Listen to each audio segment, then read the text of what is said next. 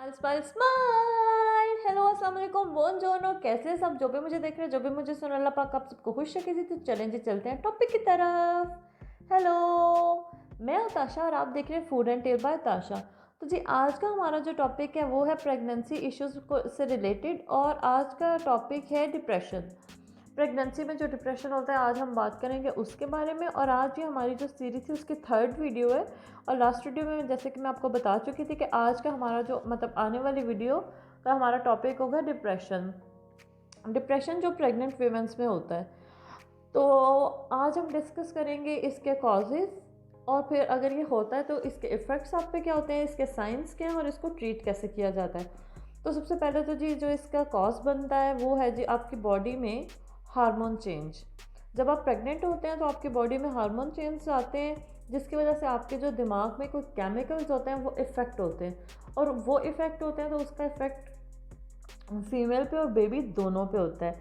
वैसे hormone change आए कभी भी आए तो आप प्रेग्नेंट हैं या नहीं है तो आपके मूड को ज़रूर इफ़ेक्ट करते हैं। लेकिन इस टाइम में, इस ड्यूरेशन में जब आप प्रेग्नेंट होते हैं तो आपको ये डबल इफ़ेक्ट करते हैं, क्योंकि उस टाइम पे आप बहुत ज़्यादा सेंसिटिव हुए होते हैं। और अगर देखा जाए तो उस टाइम में जो भी आपकी बॉडी में चेंजेस आ रही होती हैं, जो भी आप बेबी की वजह से या जो आपके अपनी बॉडी में चेंजिंग आ रही होती हैं, वो आपको मज़ीद सेंसिटिव कर देती हैं, जिसकी वजह से आपका मूड स्विंग होते हैं। और मूड स्विंग का ही दूसरा नाम डिप्रेशन भी होता है, क्योंकि ये मूड नॉर्मल स्विंग नहीं है, सिर्फ स्माइल और सैडनेस तक नहीं बात रहती है। इस ड्यूरेशन में आपका दिल करता है कभी आप रोएं, कभी आपका दिल करता है आप शाउट करें, कभी आपका दिल करता है आप बोलते जाएं लेकिन कोई दूसरा आपके आगे बोले ना। और कभी कभी ऐसा दिल करता है कि बस आप, अगर कोई आपके सामने है तो आप उसी पे अटैक कर दें। समटाइम ऐसा भी होता है, डिप्रेशन इस हद तक भी चला जाता है। इसके डिफरेंट कॉजेज़ हैं, उनमें से एक हार्मोनल कॉज मैंने आपको बता दी है। दूसरा कॉज जो है जी वो आ जाता है फैमिली बिहेवियर। ठीक है, आपके जो फैमिली का जो बिहेवियर है वो भी आपके मूड पे बहुत इफ़ेक्ट करता है ड्यूरिंग प्रेगनेंसी। तीसरा ये है सोशल बिहेवियर। सोशली आप जो चीज़ें देखती हैं उसका भी आपके माइंड पर, लाइक जैसे हम लोग आजकल इंटरनेट बहुत ज़्यादा यूज़ करते हैं और हम लोग मीडिया से बहुत ज़्यादा इन टच है।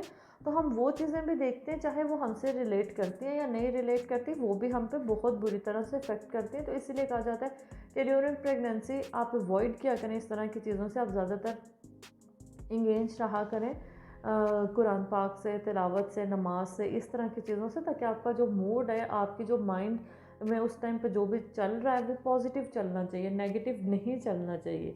तो ये जो तीन बेसिक चीज़ें हो गई हैं जो कि आपके उसका डिप्रेशन का रीज़न बनती हैं। और भी बहुत सारी हैं, उनको हम अभी आगे डिस्कस करते हैं। फिर जी, इसका इफ़ेक्ट क्या होता है अगर तो आप डिप्रेस्ड हैं, तो इसका इफ़ेक्ट क्या होगा? इसके 3-4 बहुत सीरियस इफ़ेक्ट्स हैं। पहला इफ़ेक्ट ये है कि आपका मिसकैरेज भी हो सकता है अनफॉर्चुनेटली। अगर आप बहुत ज़्यादा डिप्रेस्ड हो गई हैं तो आपका मिसकैरेज हो सकता है। अल्लाह ना करे ऐसा हो, लेकिन अगर ऐसा नहीं होता तो प्री मेच्योर बर्थ के बहुत ज़्यादा चांसेस होते हैं, जो कि अच्छा नहीं होता बेबी के लिए, मदर के लिए भी, लेकिन बेबी के लिए भी ये चीज़ अच्छी नहीं होती है। तीसरी जो चीज़ है जो आप पे इफ़ेक्ट करती है, अगर आप डिप्रेस्ड हैं ड्यूरिंग प्रेगनेंसी, तो हो सकता है कि ये जो डिप्रेशन है ये बाद तक भी चला जाए, जिसको कि पोस्टपार्टम डिप्रेशन बोलते हैं, जो कि डिलीवरी के बाद आता है। यानी दुनिया में बेबी जब आ जाता है उसके बाद भी आप मज़ीद डिप्रेस्ड हो जाते हैं, और वो डिप्रेशन जो है वो बहुत लंबा भी चला जाता है बाज़ औक़ात। ठीक है। चौथी चीज़ ये है कि जब आप डिप्रेस्ड होती हैं, बेबी की बर्थ के बाद भी, तो आपका और जो बेबी की एक अटैचमेंट डेवलप होनी चाहिए वो नहीं हो पाती, क्योंकि आप डिप्रेस्ड हैं, आपको कुछ अच्छा नहीं लग रहा, आपके इर्द गिर्द की चीज़ें, आपको आवाज़ें, शोर, कुछ अच्छा नहीं लग रहा होता। और जब बेबी नया नया दुनिया में आता है तो उसको अटेंशन चाहिए होती है, लेकिन आपको कुछ भी नहीं चाहिए होता उस ड्यूरेशन में। आपका दिल करता है कि आप अकेले हो जाएं, आपका दिल करता है कि आपको कोई नज़र ना आए। तो जो एक बेबी और मम्मा की बॉन्डिंग बननी होती है बेबी के दुनिया में आते, वो भी नहीं हो पाती। इस चीज़ का इफ़ेक्ट ये भी है एक। फिर जी, अब मैं आपको बताती हूँ इसके साइंस क्या होते हैं। इसके साइंस बहुत कॉमन है, जो कि हम लोग समझ नहीं पाते हैं नॉर्मली। सबसे पहली बात यह कि या तो आप बहुत ज़्यादा सोना शुरू कर देते हैं, बहुत ही ज़्यादा, कि दिन में भी आप सो रहे हैं, रात में भी आप सो रहे हैं, या आप बिल्कुल ही सोना छोड़ देते हैं, आपको नींद नहीं आती है। दूसरा ये कि आपको या तो बहुत ज़्यादा भूख लगने लगती है, आप खाते जाते हैं, या फिर आपकी बिल्कुल ही भूख ख़त्म हो जाती है कि आपको भूख ही नहीं लगती, आपको मतलब पुश करके यानी ज़बरदस्ती खाना खिलाना पड़ता है।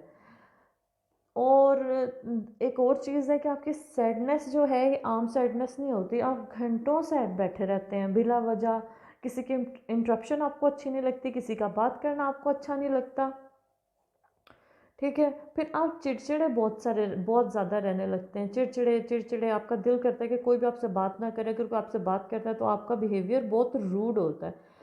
और फिर एक और साइन है वो है रोना।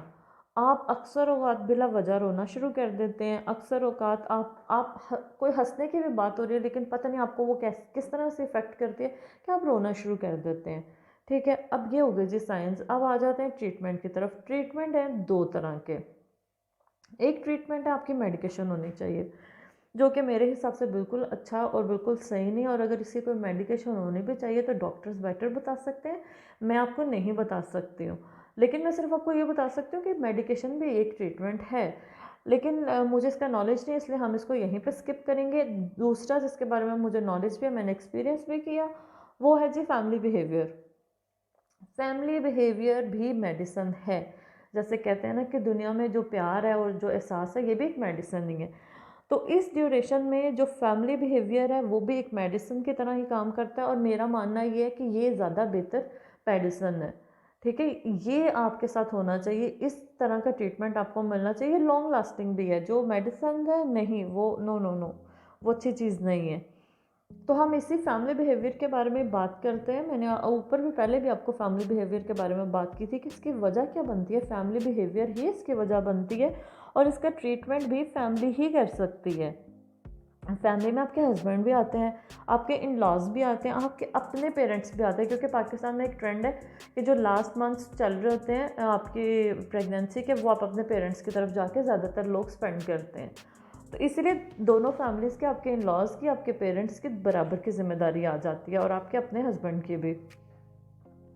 तो होता क्या है कि हमारे पाकिस्तान में या इंडिया में अनफॉर्चुनेटली इस चीज़ को बहुत नॉन सीरियस लिया जाता है, इस चीज़ को सीरियस लिया ही नहीं जाता, और कहा जाता है जी कि इतने ड्रामे कर दिए, ठीक है, एनू तो बहाने चाहिए ने, ठीक है। और वो जो डिप्रेशन है वो बहानों की नज़र और बीमारी की उसको मतलब आपके ऊपर उल्टा ब्लेम लगने लग जाते हैं, जो कि अच्छी बात नहीं है। और पाकिस्तान में होता ही है कि अगर मेरे घर कोई आई है, मेरी भाभी आई हैं, तो मेरा और हमारा सबका काम होएगा उसको पिंच करना, चाहते हुए ना चाहते हुए, यानी कि हम समटाइम हम चाह के अगले को पिंच करते हैं, समटाइम बगैर चाहे, ठीक है। अगर मैं किसी के घर गई हूँ यानी कि मेरे ससुराल वालों का ये काम होएगा कि वो मुझे पिंच करें।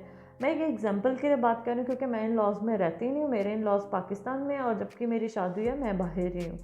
तो मैं सिर्फ ये एग्जांपल के लिए बात कर रही हूँ ताकि आपको समझने में आसानी हो कि जो लड़कियाँ अगले घरों में जाती हैं, अगलों की जिम्मेदारी उनकी बन जाती है, और उन घरों की लड़कियाँ जो आगे जाती हैं, अगलों की जिम्मेदारी बन जाती है कि अब हम इनको पिंच करें। तो ये चलता रहता है, और जो कि अच्छी बात बिल्कुल भी नहीं है। आपकी बातें, आपको नहीं पता आपकी बातें, आपकी चीज़ें, आपके बिहेवियर्स अगले बंदे पे किस तरह से इफ़ेक्ट कर रहे हैं, वो तो बहुत सेंसिटिव टाइम होता है। अगला बंदा पता नहीं इतना इनॉय हुआ होता है कि शायद वो अपने आप से भी इनॉय हो, फिर ऊपर से बातें, क्योंकि देखिए हमारे घर में सिर्फ प्रेगनेंसी एक ज़िम्मेदारी नहीं, प्रेगनेंसी भी एक ज़िम्मेदारी है, लेकिन इसको ज़िम्मेदारी समझा नहीं जाता। इसको समझा जाता है जी कि ये तो कोई ऐसी बात ही नहीं है, हालांकि ये बहुत बड़ी बात होती है। आपके ऊपर एक रिस्पॉन्सिबिलिटी होती है, एक नई जान की रिस्पॉन्सिबिलिटी आपके ऊपर होती है, आप डबल रिस्पॉन्सिबिलिटी, आपकी ज़ात की भी और एक नए आने वाले बेबी की भी। फिर उसके बाद हमारे घर के बहुत सारे काम होते हैं जो हमारे ऊपर पेंडिंग होते हैं। तो उस टाइम में अगर आप किसी चीज़ से इनकार कर दें तो आप जैसा बुरा और कहना ही कोई नहीं है, ठीक है, आप जैसा कोई है ही नहीं है। उस चीज़ को समझना किसी ने भी नहीं है।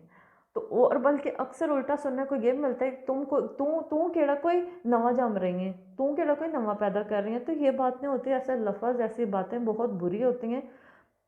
बेशक वो कोई नया बच्चा पैदा नहीं कर रही, और बिल्कुल हो सकता है वो उसका पहला बेबी भी ना हो, सेकंड हो, थर्ड हो।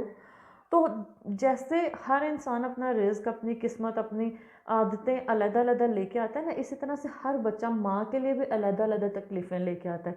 चाहे बच्चा पहला हो, चाहे दूसरा, चाहे तीसरा, माँ हर दफ़ा ही तकलीफ़ सहती है, माँ हर दफ़ा ही इन चीज़ों को फेस करती है जिनको वो फ़ील कर रही होती है लेकिन आपको बता नहीं सकती। लेकिन हाँ, आप लोग यानी कि चाहे वो सास हो गई, चाहे उस लड़की की मदर हो गई, तो वो भी इस टाइम से गुज़री होती हैं, उनको भी पता होता है, उन्होंने भी बच्चे पैदा किए होते हैं, उनको भी पता होता है कि ये टाइम कैसा होता है, लेकिन भूल जाते हैं उस टाइम पे। तो प्लीज़ थोड़ा सा ख्याल किया करें, थोड़ा सा एहसास किया करें, क्योंकि मैंने पहले बताया कि एहसास से ज़्यादा बड़ी मेडिसिन कोई भी नहीं है। आप डिप्रेशन को इस मेडिसिन से ट्रीटमेंट करें, अपने बिहेवियर से, अपनी बातों से, अपने एहसास से, अपने प्यार से।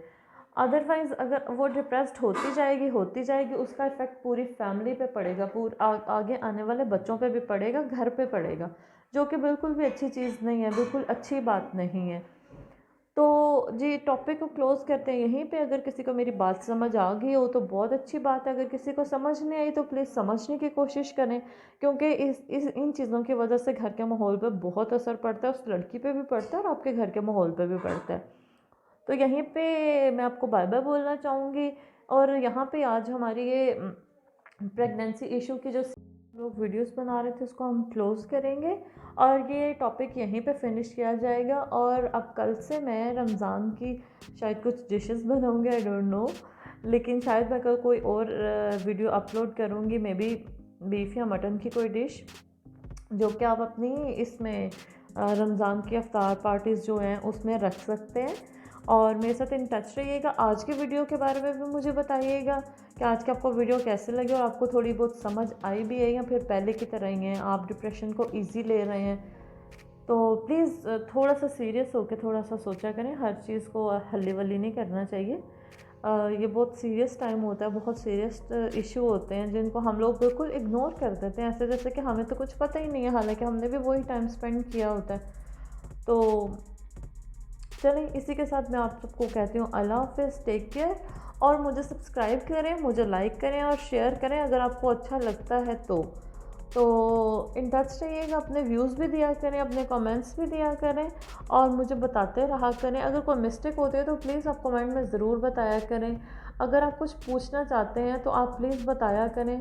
और अब मैं आपको बाय बाय बोल रही हूँ, लेकिन बाय बाय हमेशा के लिए नहीं है, इंशाल्लाह फिर से मिलेंगे, फिर से बात होगी इसी तरह से किसी और टॉपिक पे, या फिर किसी और डिश को बनाते हुए या कुछ बनाते हुए। इंशाल्लाह बाय बाय अभी बोलूँगी, और मुझे ज़रूर सब्सक्राइब कीजिएगा अगर मैं आपको अच्छी लगूँ। स्टे इन टच, चाओ चाओ, बाय बाय, अल्लाह हाफ़िज़, टेक केयर।